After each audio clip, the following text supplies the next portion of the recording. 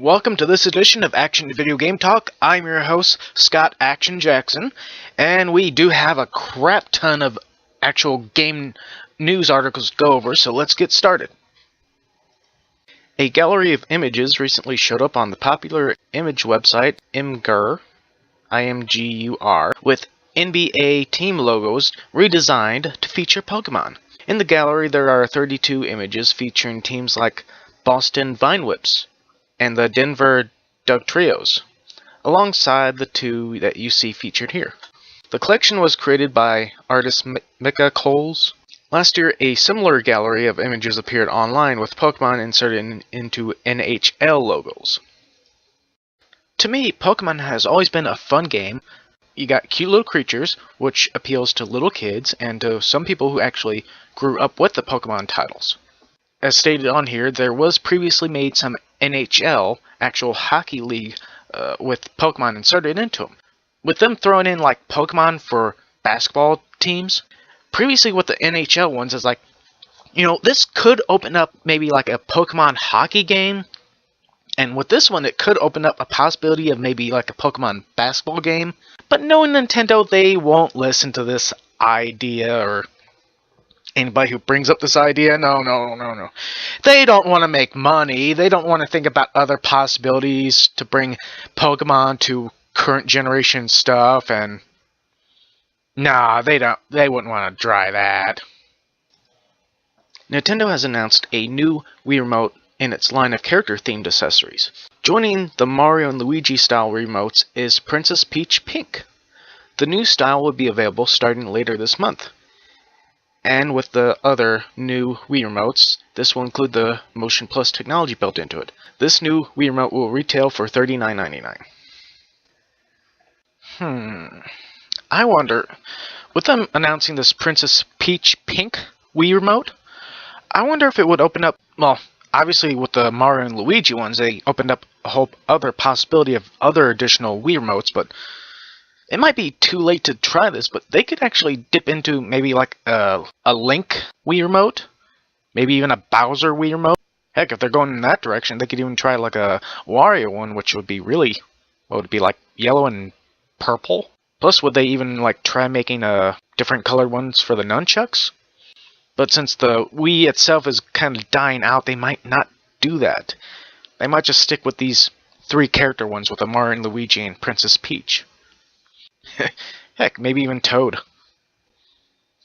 The digital download version of Minecraft came to PlayStation 3 at the end of last year, and in a little bit, the disc-based edition will hit stores. The game will be on store shelves on May 16th and will include all the features in the Xbox 360 edition, including Update 14, which includes carrots on sticks for riding pigs, pumpkin pie, fixes, etc. Console Minecraft developers 4J Studios also say that work continues on the PlayStation 4 and Vita versions of the game, but an official release date has not been announced.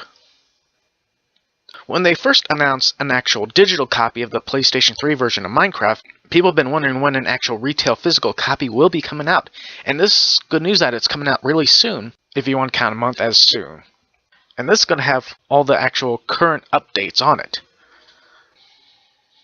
Sucker Punch's promised photo mode for Infamous Second Son will be released on April 17th.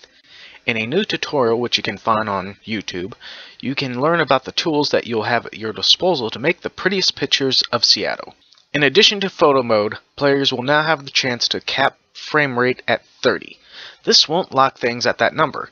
It will just prevent them from exceeding it. You may still see the occasional dropped frame. There are some fixes for minor crashes. A new tweak that will pause the game if the controller gets disconnected, and one interesting convenient feature we'd like to see implement in other games. If you choose the expert difficulty, you are notified right away if you're eligible for the Unstoppable trophy.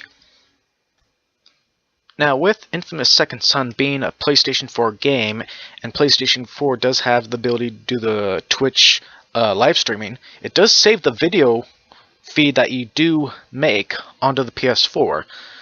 But this photo mode, I guess, as far as the photo mode itself, I don't really have an actual opinion about it.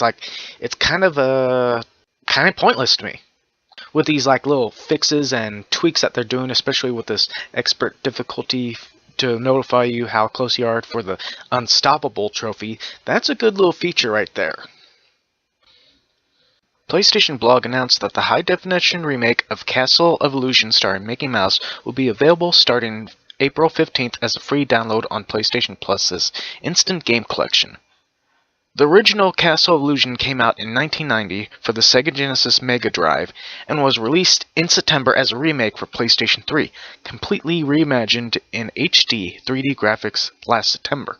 Downloading the title from PlayStation Plus in the first 2 weeks will get you the 1990 original as a bonus, along with a dynamic theme inspired by the evil witch Miserable. When this remake of the Castle Illusion game first came out last September, I did download the demo for it and tried it. It was an enjoyable, fun little game, and with this week's PlayStation Plus Instant Game Collection, including the download for the original version was actually difficult. But yeah, this is a fun thing to get. If you remember how these old games used to play, you're more or less it's like a side-scrolling game, so it will be fun for those who miss those type of games. Naughty Dog has detailed the third and final DLC for The Last of Us via its post on PlayStation Blog. The Grounded bundle includes new multiplayer maps, a new single-player campaign difficulty level, weapons, and more. The new Grounded mode increases the difficulty of The Last of Us's single-player campaign and rewards players with a trophy upon completion. By itself, the mode costs $4.99, but it's free for those with the Season Pass. The DLC bundle is also adding multiplayer content, including 4 new maps in the Reclaimed Territories pack. The blog post describes the new locations as familiar yet unfamiliar to players of the single-player campaign. The locations include a dockside area, the city of Boston, a coal mine, and a water tower. More details can be found on the blog post, and the bundle is available for $9.99. Naughty Dog is also adding a weapons bundle, available for $5.99 separate, and 2 survival skills bundles, also available $3.99. Everyone with a copy of The Last of Us is receiving a free gun, a fully automatic rifle, for use in the multiplayer mode. Those who haven't picked up The Last of Us Season Pass have until the week of May 13th to do so. The Season Pass is available for $19.99 and gives you the Grounded bundle announced, Abandoned Territories, Left Behind, and other DLC items released for The Last of Us. If you'd like to see the DLC before you buy, Naughty Dog is streaming content from the Grounded bundle on Twitch, April 24th at 12 p.m. Pacific Time. Now, this is a lot of stuff for what they're calling the final DLC pack for The Last of Us. Well, for the PS3. And the name of the bundle, the DLC bundle pack, is called Grounded, which is a bit weird. But from what I've heard, some of the stuff that's in this DLC pack is going to be in the PlayStation 4 version. Some, not all of it. From what I heard, I think it's like the multiplayer maps in this DLC pack isn't going to be carrying over.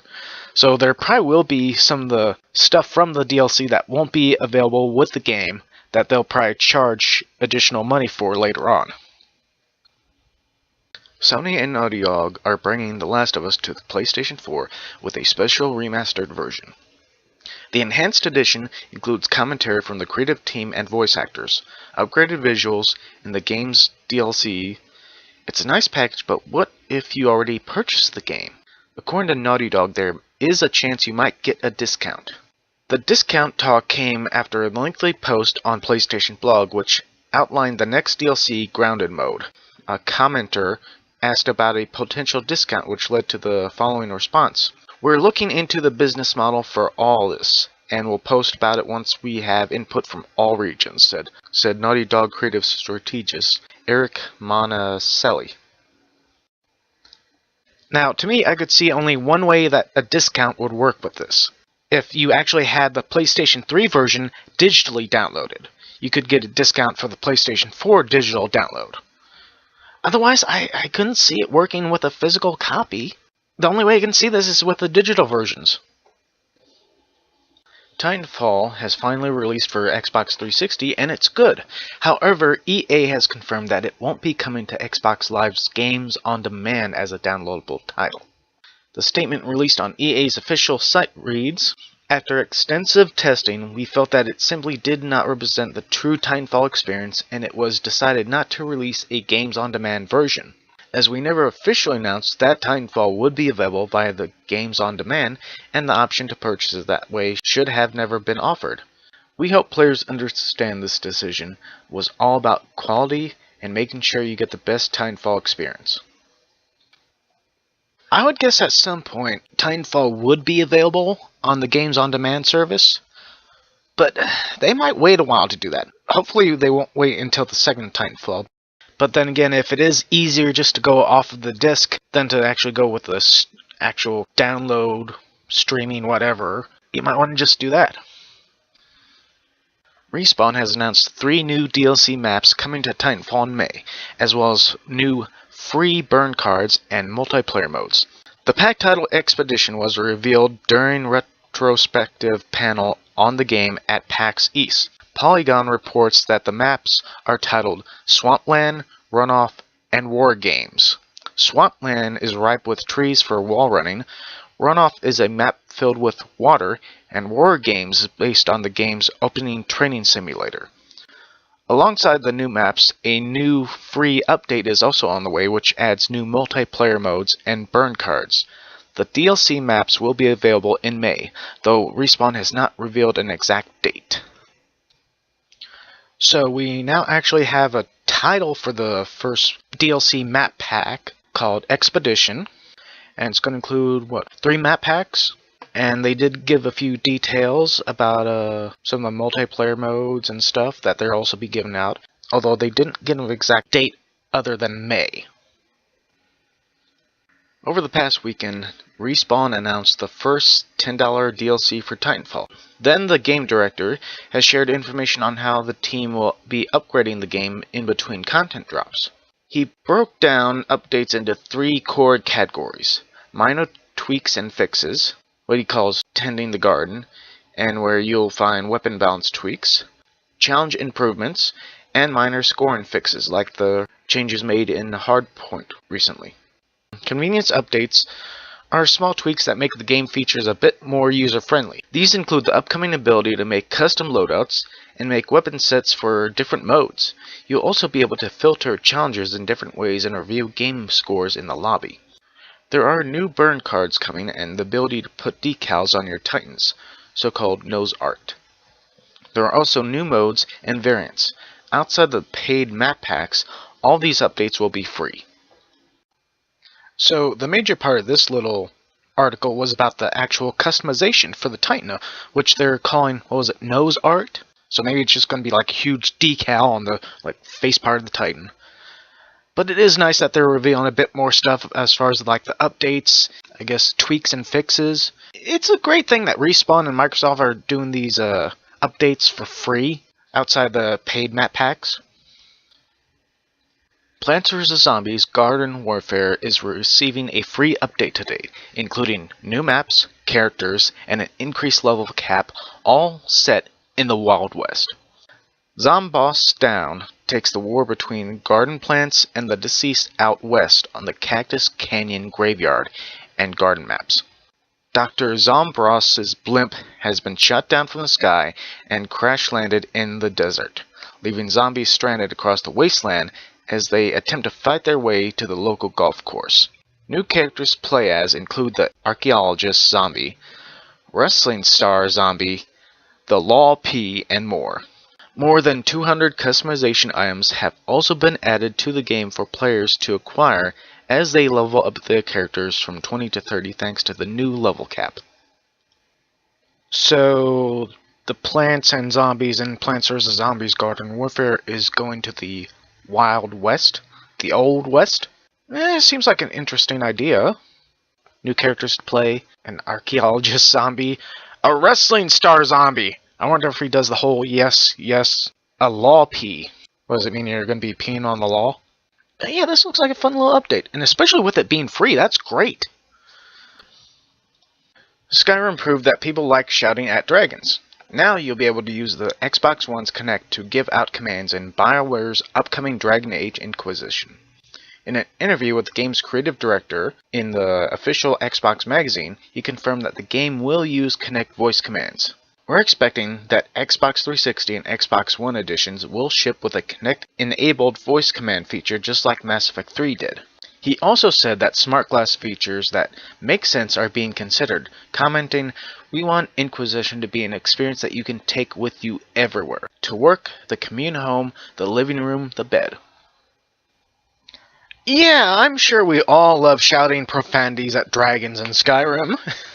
Adding on this little feature for the Kinect with the Xbox One is a fun thing. But the question is, will they do something like this with the PlayStation 4 version with the PlayStation camera? Harmonix CEO Alex Rigopoulos told the audience at PAX East panel that the studio has grand plans for reviving Rock Band and Dance Central for the next generation of home consoles. According to GameSpot, he started his panel by outright stating that Harmonix wouldn't be announcing a Rock Band 4 or Dance Central 4, but the CEO did say both music franchises are in the studio's plans, with ideas for bringing them to possibly Xbox One, PlayStation 4, and Wii U. The Rock Band and Dance Central franchises are near and dear to our hearts and our minds, and we have grand plans to bring back both of them with guns blazing at some point in the coming console cycle. I don't know how I feel about this. I mean, of course, Harmonix could have a grand, huge plan for Rock Band and Dance Central. I mean, yeah, they could bring it and release it for Xbox One, PlayStation 4, and Wii U. But them saying that it would be Band Hero 4 or Dance Central 4, but adding on top of that, there's going to be so much confusion, especially with the instruments for the Rock Band games. It's like, oh, here we go all over again. I mean, it's not bad enough when there was so much confusion with all the instruments. It's like, okay, is this instrument going to work for my PS4 that I got on the Xbox One? It's all USB plug-in. It shouldn't be that difficult. But yeah, these two game franchises are near and dear to everyone's hearts that have enjoyed them and played them. But with them talking about Rock Band and Dance Central, I wonder, would there be maybe a Guitar Hero reboot coming out then? Rockstar has announced that Grand Theft Auto Online's Capture Creator update is now live, allowing its creator community to create custom capture jobs for others to play. GTA Online players will be able to define their weaponry, location, pickups, and many other variables for their own unique capture jobs. Other players will be able to take on these jobs, and Rockstar will be promoting standout creations with a Rockstar verified stamp. Now, I think it was back in December or January when I last played Grand Theft Auto Online. Man, that's been a while. But I did try some of these capture missions, which were fun, except for having to kill off maybe a few gangs to get your briefcase or whatever. Them actually creating the ability to modify your own capture mission is fun. And, Rockstar themselves are going to try and pick out the best ones and do like a Rockstar verification on. But Rockstar, where's the bank heists? Where's the jewelry heists? This is what we've been waiting for. This is what we've been wanting since the online first happened. Beyond Good and Evil 2 has been locked in development purgatory for several years, but that doesn't mean that the creator isn't still thinking about the game. During a recent Rayman Legends livestream and developer Q&A, series creator Michael Ansel gave viewers a glimpse at series protagonist Jade's new design. Ansel suddenly threw a poster in front of the camera showing off Jade holding some kind of sword. Unfortunately, he didn't let slip any further details about the game. Now, I know for years they've been talking about this Beyond Good and Evil 2, and the first one has become a bit of a cult following, but with them teasing that they probably are still thinking about the game and probably wanting to do the game, yeah, this is a nice little tease for those people who enjoy the old original game, to let them know that, we're still working on it. After over a year of post-launch support, it's time to say goodbye to Borderlands 2. The final bit of DLC, Sir Hammerlock vs. the Son of Cromarax, is out. the fourth and final Headhunter pack, which will take you to Wham Bam Island to take down a giant crab worm. You might recall crawler racks from the secret armory of the General Knox DLC for the original Borderlands. His son is out for revenge, and it's up to you to blast him to bits. You can pick it up for $2.99 on PlayStation 3, Xbox 360, and PC. Don't worry though, you won't have to wait long before you can return to Pandora, or Pandora's Moon. Borderlands the pre-sequel is out this fall. You can also look forward to the Vita version of the game, which will be out on May 6. Now this is both sad and happy news. We're getting the final DLC content for Borderlands 2. And I had a horrible time trying to pronounce this creature's name. It's sad that this is the final thing that we'll see for Borderlands 2, which means they'll stop making more DLC from here on out. But they are working on another Borderlands, so that's the good news.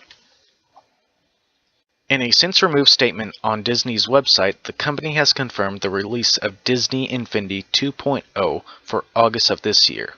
Disney first introduced, but did not define, the 2.0 term in a teaser for Marvel figures. The cached page was uncovered by Infinity Inquirer and is viewable to all. It stands to reason that Infinity 2.0 is a new retail product rather than an update. Figures unlock in-game animations and abilities which are all coded into the original software. A reveal of Infinity 2.0 is planned for the end of April. I am not liking the way this is sounding. It stands to reason that Infinity 2.0 is a new retail product? No. No. We do not want Disney Infinity to pull the same crap that Skylanders is doing. I mean, of course they're going to make more money that way, but that means more of the customers and stuff will have to fork out more money than they need to. I mean, they can make this an update. It's not that difficult. Make an update, Disney. Make it a simple update. Activision has reportedly postponed and potentially canceled the Xbox One version of Amazing Spider-Man 2, the video game tie-in to the upcoming Sony-produced blockbuster. We want to inform you that we are revisiting our release plans for Amazing Spider-Man 2 on Xbox One, MVC reported via a release schedule update from Activision. When and whether Amazing Spider-Man 2 is released on Xbox One is to be determined. First noted by Gamers Honest Truth when Australian-based retailer EB Games began cancelling Xbox One pre-orders. The potential news was corroborated by Neo GAF, which found the Xbox One version missing from the promotional art on the official site. Activision provided the following statement about the Amazing Spider-Man 2 on Xbox One. We are working with Microsoft in an effort to release the Amazing Spider-Man 2 video game on Xbox One. Currently, the game will be available on PlayStation 4, PlayStation 3, Xbox 360, Nintendo Wii U, Nintendo 3DS, and PC on April 29, 2014, as previously announced. I could see how there's issues because, Spider-Man is owned by Sony, but it hasn't been an issue in the past, especially with previous Spider-Man games. So yeah, I hope they can get this figured out, and with the Xbox One version being either delayed or at the worst cancelled, I wonder if it means the same thing would happen with the Xbox 360 version.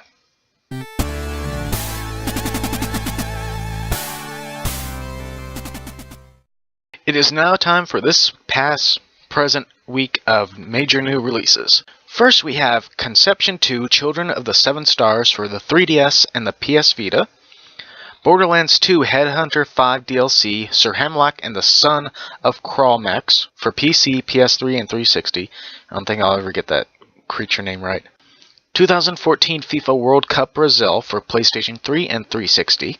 Cartoon Network Punch Time Explosion XL for PlayStation 3, which might be a download. PlayStation 3 Lego Hobbit 500GB System Bundle.